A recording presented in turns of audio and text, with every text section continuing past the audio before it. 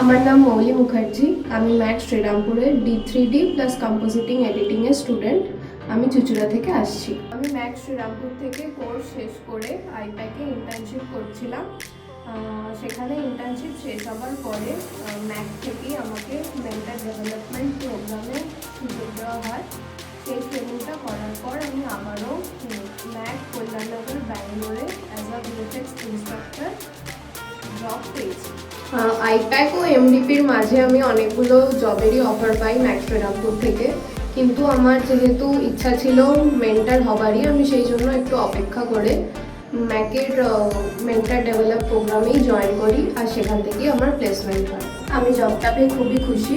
আমি প্রথম থেকেই মেন্টার হিসেবে জয়েন করতে চেয়েছিলাম, আর সেটা হয়ে আমার ইচ্ছা পূরণ হয়েছে।